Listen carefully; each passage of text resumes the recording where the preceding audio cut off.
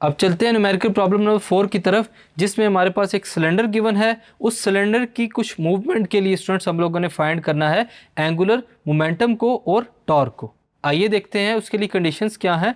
हम लोग कंसीडर करते हैं एक रोटेटिंग सिलेंडर है जो कि फिगर में दिखाया जा रहा है।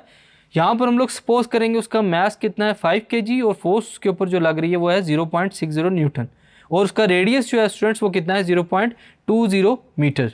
हम लोगों ने एक टॉर्क को कैलकुलेट करना है जो सिलेंडर के ऊपर एक्ट कर रहा है, और एंगुलर एक्सेलरेशन को जो कि सिलेंडर के लिए रिक्वायर्ड है जो उसके अंदर पाई जा रही है। Moment of inertia of cylinder कितना है I = 1/2 mr का स्क्वायर। हमारे पास जो गिवन स्टेटमेंट है स्टूडेंट्स उसके अकॉर्डिंगली जो क्वांटिटीज़ हैं mass m, force on cylinder 0.6 newton, radius on cylinder 0.2 metre, angle between force and momentum कितना है थीटा। हम लोगों ने जो फाइंड करना है students torque acting on the cylinder and angular acceleration alpha, ये दो चीज़ें जो है हम लोगों ने फाइंड करनी है। फार्मूला क्या हम लोग यूज़ करेंगे यहाँ पर, torque = RF sine of theta. अब हम लोग फर्दर अगर इसको सॉल्व करें तो टॉर्क हमारे पास एक और भी वैल्यू देता है I अल्फ़ा। यहाँ से हम लोग अल्फ़ा की वैल्यू निकालते हैं, टॉर्क ओवर I इनर्शिया।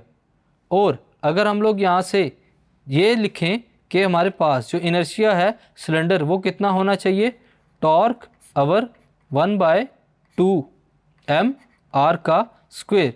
तो हम लोग अगर इस वैल्यू को अपनी गिवन वैल्यू के अंदर जो हमारे पास इक्वेशन थी इसमें पुट करते हैं तो क्या होगा, alpha = torque divided bye 1/2 mr का स्क्वायर। फर्दर अगर हम लोग इसको मजीद सॉल्व करें, ये 2 डिवाइड हो रहा है स्टूडेंट्स, ऊपर जाकर मल्टीप्लाई हो जाएगा।